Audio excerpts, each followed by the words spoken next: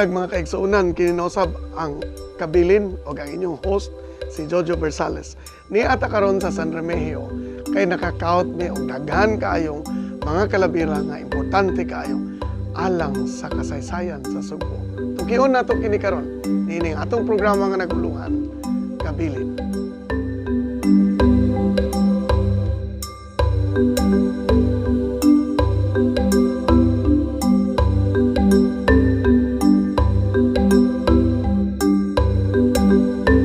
Higala, isip usa ka archaeologist, usa sa trabaho nako mao ang pagpangita og mga lugar dinhi sa Sugbo nga wala pa makawti o wala pa makawati og mga karaang mga nakalutan kaniadto.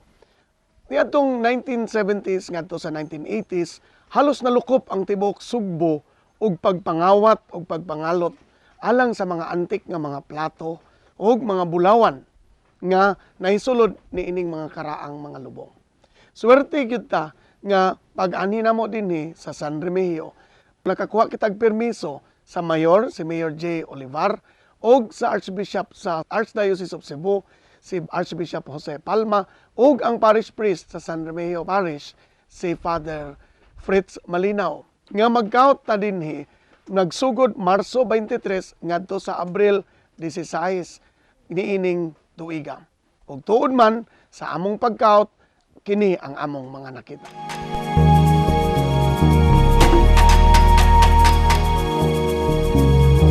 Nitong Marso 29 o 30, ang unang ninggawas gyud sa among gikaot dinhi mao kining usa ka kulon, gitawag na magpateri number 1. Niani siya sa bungbong gyud sa usa ka 2 by 2 meter nga excavation. Halos wa na gyud ta ni makit-i. Kung wa pa lang may nakaigo sa iyahang kilid. Ug mao to nga giablihan aron tan-awon og unsa siya, ug sa pag-expand na sa 2 by 2 meter nga excavation, mao man ay standard excavation unit. Ning gawas ang sunod ang burial 1. Adto ta karon sa burial 1. Ang unang nakita sa burial 1 mao kining pottery nga gitawag sa mga archaeologists o mga pottery experts carinated nga pottery. Mao gid ni siya ang ilhanan sa Iron Age sa Philippines. Ang carinated pottery mao ang kanang pot nga straight siya apan mo kwadrado og kalit nya mo round off. That's carinated. You will not find carinated pottery on present day or modern day periods or period sa panahon nga binayloay na ta mga sa mga inchik. Dili ka kakitag carinated pottery. Functional ang pottery. This is a ritual kind of pottery. If you notice, nipis ang iyang material nga gigamit. That means, gibuhat lang gini para ilubong. Dili gini magamit pagluto. Kay kung gamito ni pagluto, mabuak ni siya. Di gini mo survive sa usa ka luto ay. So, dunay mga pottery atong panahon nga preparahon lang yun para iuban sa lubong. And this is one of those.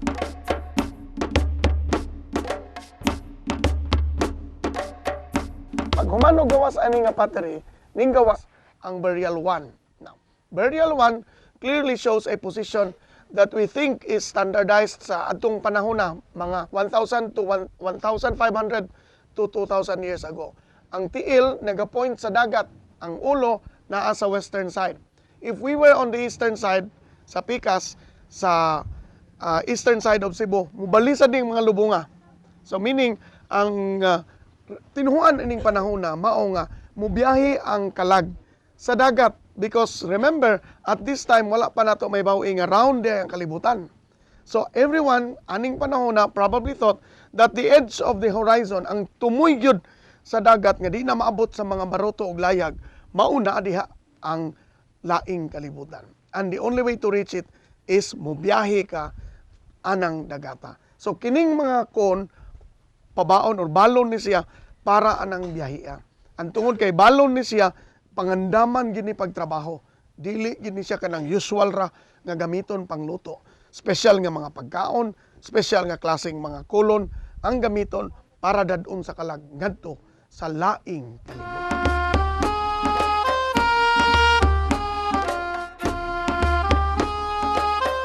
Kining mga carinated pottery, giandam gini siya para lang sa lubong. So, di ni siya gamiton for cooking nga everyday. Dili ka mag-expect, nipis kaayo ang mga pottery para gamiton pagluto. Amazingly, one of our proof nga andamon gid ning pottery para lang sa lubong is pottery nga nakita sa burial number 4. If you notice, ang pottery sa burial number 4 unfinished, wala mahuman, no? Wa pa gani ma-form og ayo, raw kaayo. Usay posibleng nahitabo niini. Ang burial number 5 kalit nga namatay, wala mapangandaman ug doon na pagitapad niya nga bata. Ang laing pangutana nga tinahanglan tubagunon pa pinaagi sa laboratory work and analysis later. Mao nga nganong dunay duha diri kalubong nga nimbali ang posisyon. Burial 4 and 5 wala mosubay sa pattern sa unom kalubong nga dapat ang ilang tiil magatubang sa dagat. Ang burial 4 ug 5 ning talikod. Unsa ang among mga hypothesis niini? Una, manotice nimo ganiha gi-present nako. Ang pottery sa burial 4 wala mahuman. Klaro kay nga gi-form og dali-dali. Signs baka siya nga ning kalit lang og kamatay ang burial 4. Ug nganong doon na may bata tapad niya nga klaro kaayo sang gihiluna tapad niya ug dungan silang paglubong. Kini ang mga pangutana nga kinahanglan tubagon pinaagi sa further laboratory analysis. But for now, we suspect nga basin dili nila gustong buhian ang kalag niining duha kay kalit kini nga namatay. Kana hypothesis lamang. Kay gibaliman ang posisyon murag dili man sila pabiyahion ngadto sa sunod nga kinabuhi.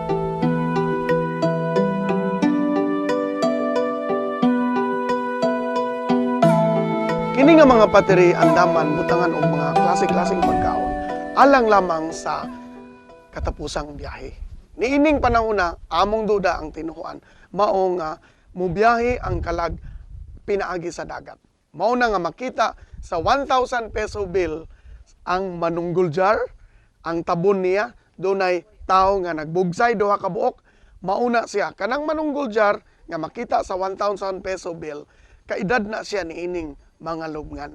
Ang tinuhan anang panahon mao nga ang kalag mubiyahe sa tumoy sa kadagatan ug kinahanglan kanang biyahea pangandaman niining mga espesyal nga mga kolon nga andamon lang kung mamatay ka na.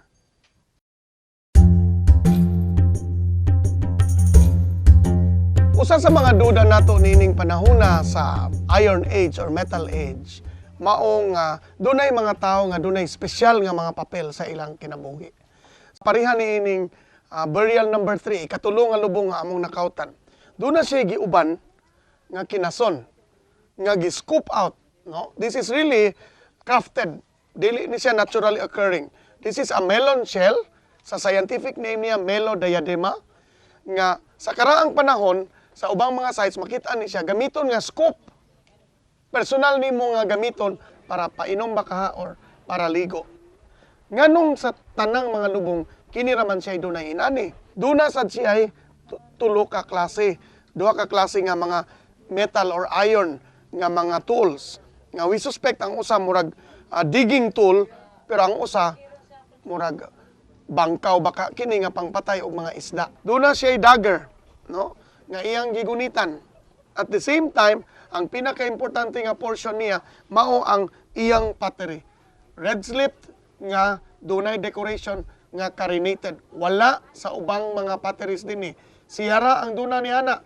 Og importante kaini kay karon pa gini na diskubrihan dinhi sa tibuok Sugbo sa San Remigio kini nga klase nga red slip pottery ato kining tan-awon karon.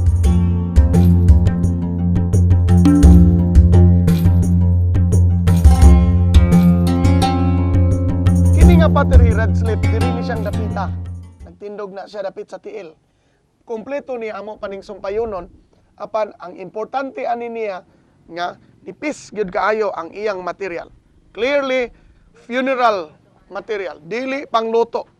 Og magamit ka ani pagluto sa kainit pa lang daan sa imong inununan, buto na ni. Niining panahon na ang mga pagkaon maumugid na mga inununan, mga nilawoy, og ang pinaka-important ani dunay ritualization, dunay mga marka ang iyang lawas. Now this is what we call the bonanza.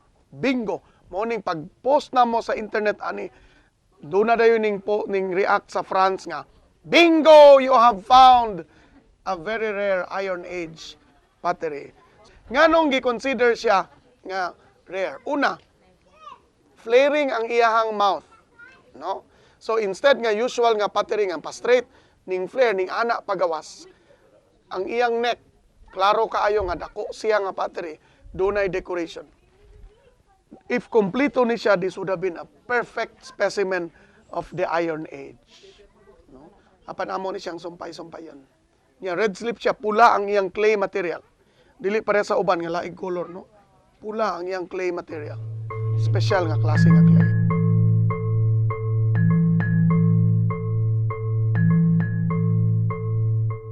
If you notice ang decoration sa Manunggol jar, which is from the Manunggol caves of Palawan, 500 AD, no? You notice the flaring of the rim, no? Kana siya. Mao-mao gini silang panahon na.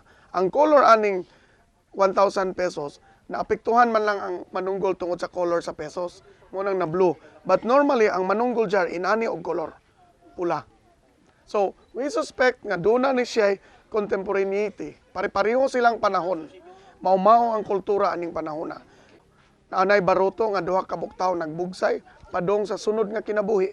Mao gyapon ni nga mao nang sa giikaingon ko na ganiya ang ilang mga tiil nagpoint padong sa dagat as if motindog sila ug mobiyahe padulong didto sa sunod nga kalibutan.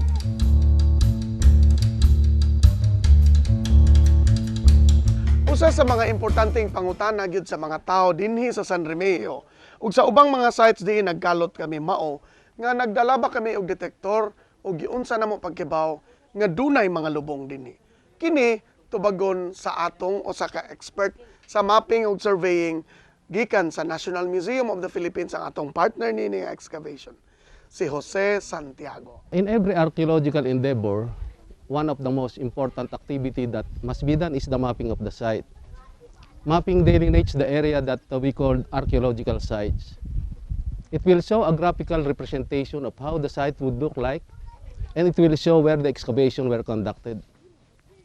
Mapping involves the delineation of the perimeter of identified site. Likewise, it shows the contour of the site, its feature, and important landmarks.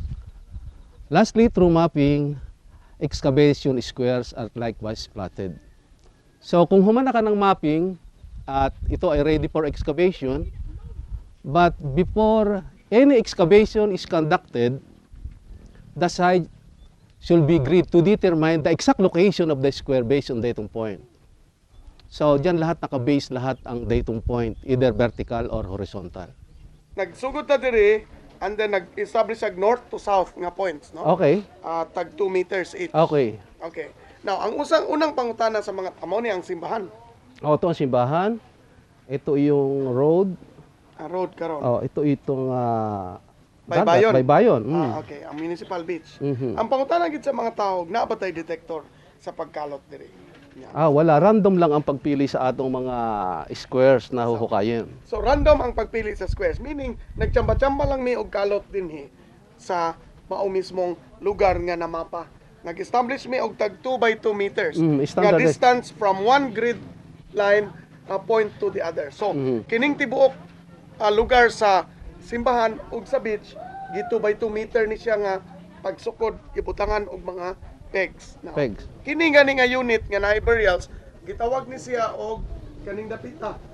South 10, East 2, meaning it's 10 2-meter units. Napulo ka units nga tag 2 meters going south, napulo, o going east, duha. That means 20 meters from the datum point. Kay tag duha man kada point. Nya 10 man ni, so 10 times to 20 meters to the south of that point, and then 4 meters east of that point. Maura na siya ang among mga markers nga ilhanan kung asa naming dapita nagkaot. In fact, sa municipal beach nagkalot ta pero Walang walang lumabas na mga libing, Burials. mga Walay burials, lubong. walang lubong. nagkalot sad mi sa atbang dinhi sa municipal beach asa kaning simbahan nga beach, wala sad siya sulod. Nagkalot sad mi dito unahan anang naitalisay mao gihapon walay sulod. Accidental ra gyud to dinhi nga ninggawas sa kilid sa wall ang usa ka earthenware pottery. No? So nag-extend tayo mula Muna ron. ni extend me. Mhm. Din extend ug extend. Because the principle is simple. We open 2 by 2 meter units, we dig down, and then if we notice something there, we expand. So we notice sa sinugdanan diri sa 2 by 2 meter aning lugara, doon ay cluster sa mga bato. There was a cluster of stones and we decided to open another 2 by 2 meter tapad sa iya. Kay nagduda mi nganong nagtapok ning mga batoha. Wala di ay significance. Except nga pag naog yun sa ubos, maayo gani kay dunay ning gawas nga lawas sa pateri sa kilid ug diha mi nagsugod og open og ning gawas kining mga lubong. Doon na ba'y detector mga kaigsunan? Ang detector I think is ang among feeling nga basta mo count ka og karaang simbahan naa ginay nakalubong diha nga mas karaan pa ni anang mga simbahan.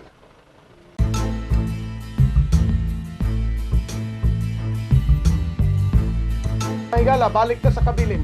Ni nato karon si Dr. Ame Garong, among kauban din ni sa excavation. Si Dr. Ame Garong mo head sa team sa National Museum nga partner nato niini nga excavation. So Dr. Ame, ato siya ikinabi karon ato pangutan-on og mga pangutana. How many artifacts now have been recovered so far? So far, we finished already 5 squares, and it's already around 4,000 pieces. 4,000 pieces of We're talking about pieces mga here. broken sherds, mga shells. But we have about pila ka pots intact. Around 11, I think. 11 pots pots. are intact. 6 burials. Restorable, yeah, from the 6 burials. And we suspect the site to be of the Metal Age site wherein you can see it's just batteries and the metal that Walang were gold. associated. Walang gold. Pure- walang Walang ceramics ng porcelain, Chinese. walang mga stoneware. It's all our own, Filipino, quote-unquote, pottery. Walang foreign trading. Wala pa po. Okay. This is that period na we were on our own. Yeah, wherein we already mastered the making of pottery, and then we even make our own metal, like the one in burial number 3. The Philippine Metal Age, this is now the oldest archaeological site in Cebu, no? Yeah, I guess intact pa siya, and then it's really undisturbed, so we can really understand the Philippine Metal Age here in San There are Miguel. other Philippine Metal Age Oh sites, yes, no? the Manunggul Jar from the Manunggul Caves in Palawan. in Palawan, Quezon, Palawan, the Maitum Site in Cotabato, In Cotabato. where you found our National Museum found anthropomorphic which is maybe comparable to to this. the one we found from burial 3. Itong pottery na With may the incised, decoration, oo. incised decoration. There's another Tikyo na Tikyo Saday, Tasaday. Tikyo Nasaday. Nasaday sa Bicol. Bicol. Mm. There's another site in Magsuot Bakong in Negros Oriental. They have anthropomorphic. Mga earthenware. It's really a rectangular size, pero Ang compared to the Maitum jar, it's a typical jar. But the coffin is really like this. So, but we have the same, the design. It's from this incised designs. with the cord mark pottery. So May cord mark man din ni Awil. we found there. Another important question would be, people are asking us kung nabay coffin ni, are these buried with coffins? Definitely, they are not yet using the coffins that time. Maybe here in San Remigio, it's a primary burial, so they put the dead direct to the soil. To the They soil. bury. Most probably i-wrap ng probably amakan or there are signs na tight siya kaayo That pagkarap. we cannot verify Still very unless we difficult try to check the soil. But the burial practice itself, we can already See the see the positioning of the hands. positioning. They put their hands like this Ah. to their heart. And then the east-west position of Going facing the sea, the sea. except for these two. these two. Which we will have to explain. Yeah, we really still don't understand why they head to head, pero Hindi naman tumama. Hindi man mo igo. small. Very small, no? So they were aware that there's a burial somewhere. Or they noticed this burial. Same level. So maybe I'm not sure if they were But buried that's a together. possibility that they could have been buried together. There is a possibility because it's the same layer. No other intrusion for the soil matrix. So it's the same.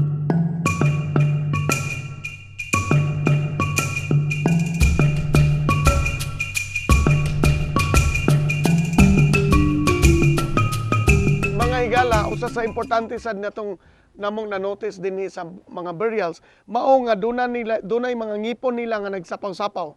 This is in English, this is called occlusal variation or malocclusion, no? Kining burial 2, ang iyang canines ug premolars nagsapaw. Ang burial 3, duna siya mandibular canine nga nagsapaw sad. There are two possibilities nga magsapaw. Una, genetic, which has not been proven straight kung magkaparintihay, magsapaw-sapaw. The second one is diet, no? A soft diet, gamay lang ang chewing nimo kay dili kayo heavy og karne, often produces sa bata malocclusion. So mo nang pagtubo niya, magsugod na nagsapaw-sapaw iya mga ngipon, dili na ma-align ang mga ngipon. So we suspect if that these burials might have had a soft diet, no? Isda nga pagkaon, kabog, burona, millet, probably not rice, but millet ang ilang staple, kauban sa mga gabi, mga soft good plant material. In fact, sa usa ka midden or basura nga karaan nga among na-excavate, gamay ra ang bukog sa wild pigs. That would have been a good source for chewing aron dili ka produce og occlusal variation, no? Kanang magsapaw-sapaw ang ngipon. Now, one more tip you will notice is naa sa burial 6, extreme kanang nawala ang crowns of the teeth. Now, that can only result in age. No? Dugay sige gamit sa ngipon, sige paak. So this individual, burial 6, could probably be 60 years old or above. Another way of determining kung ang burial babae ba o lalaki is magtanaw ka sa iyang hip bones. Ang babae, bawg ang iyang hip bones. No? Kay manganak man ang babae. Whereas ang lalaki, pareha aning sa burial 3, straight, flat, dili shovel-shaped ang hip bone tungod kay di man manganak. Another way to determine is kinesia. Kaning mastoid process nga giingon sa English. Sa lalaki, baga kaayo ang mastoid process. Tungod kay magsige og usap, sige alsa og bugat nga butang. Whereas sa babae, dili kaayo dako ang mastoid process sa babae. Kini among gidudang nga babae, shovel shaped iyang hip, dili sad ka soft iyang mastoid process, dili kayo sharp, kay dili kayo ni siya mag-alsag mga butang. Now that can only work if you have a culture where heavy bitaw ang work. And most probably doon na gini sila sexual differentiation of work, lain-lain og trabaho ang babae og laki, and kasagarang laki ani bugat ang trabaho kay mo develop man ang mastoid process.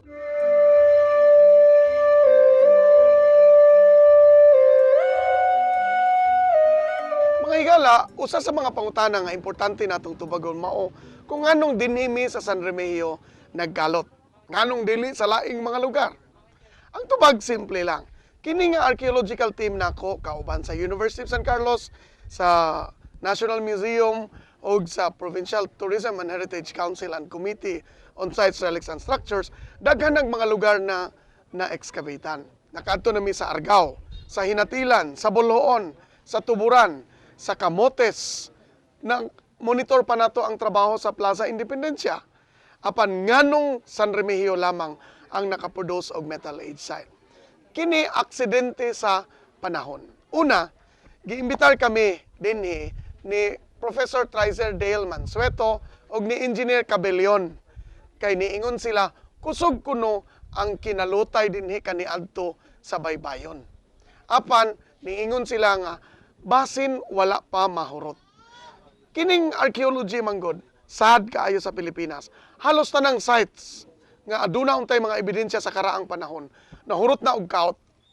Og nanimasi kami nga kung muanhi ta dinhi magkaot ta, basig sakto ilang giingon nga napay nabilin. Og tuod man, wala sila masayop.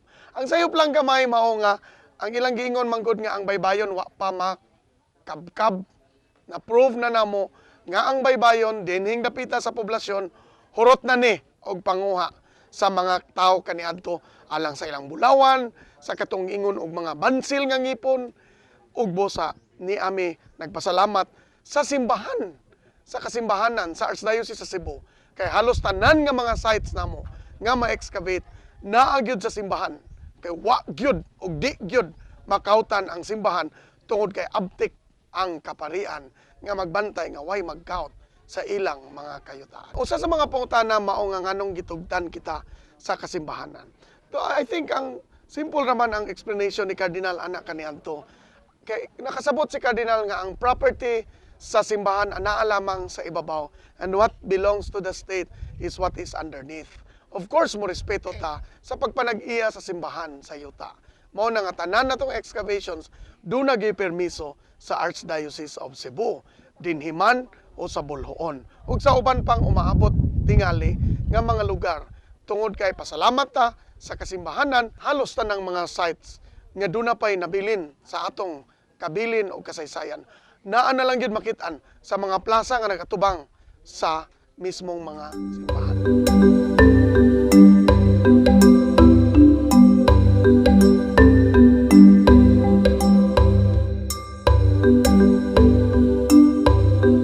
Kining excavation nato karon, partner nato ang Museo Sugbo Cebu Provincial Museum. Niya ning tabang nato ang usa sa mga curators nga na-train sad sa archaeology, si Maria Cecilia Cabañas. Siya ang musuwat sa kada number nga gitrabaho sa computer, naka-print out og suwatan kada piece niya ang luyo og mga numbers nga nag-correspond sa record nga gibuhat.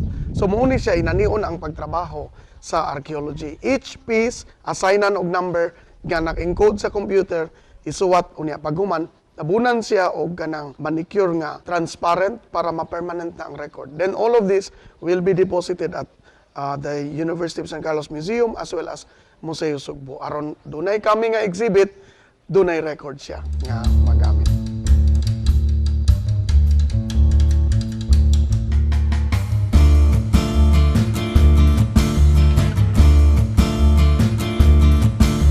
Gala, part sa among work sa archaeology mao ang pag-accession sa kada object nga among nakalot, mga bukog man, makinason, or mga buak-buak nga mga earthenware. Ang uban nga katong ma-piece together pa, isumpay-sumpay na dinhi. Ang uban, markahan na sila tagsa-tagsa og mga numbers, unya iagi sa computer database para ma-register siya. Mao nang niingon si Dr. Ame Garong nga thousands na among nakuha. Mga inana usually mga putol-putol, mga buak-buak. And then isod siya og grade nakamarka. So if you notice, for example, dunay mga earthenware sherds, no? Di na ni sila masumpay-sumpay, but numberan ni kada usa part na siya sa record dinhi sa San Remigio ani nga excavation karon. Kining usang gitrabaho ni Dante Posada sa National Museum, murag usa nis mga pottery nga nakaut namo. Sumpay-sumpayon pa ni kay whole man gid ni, nabungkag lang pinaagi sa mga roots ug karaan na kaayo nga panahon nga nalubong kini nga pottery.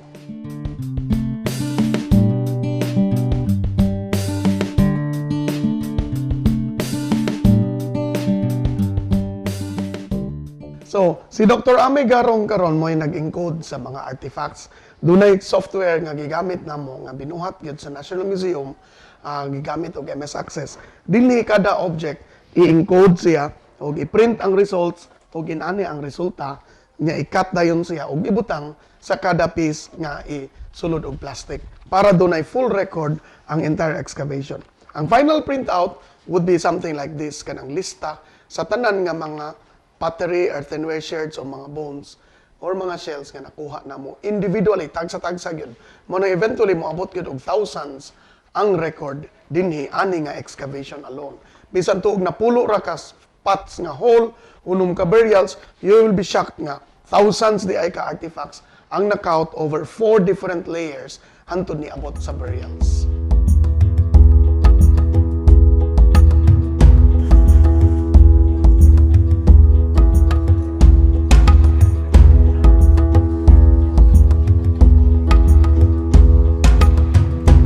Mga higala, dili ra ni ang katapusang panahon nga ang University of San Carlos, kauban sa province of Cebu, with permission sa Archdiocese of Cebu, mag-excavate dinhi sa property sa San Juan Nepomuceno Parish. adunay dako nga team nga international kauban gihapon nato apan gikan sa Guam, sa Hawaii, mga Vietnamese, Thai og ubang mga tagalaing nasod nga moanhi og mo excavate niini nga site aron sabton pagyud ang kagahapon sa Sugbo. Og dinhi natapos mga kaigsuunan ang atong programa nga Kabilin. Ipadayon ang pagtipig sa atong kabilin.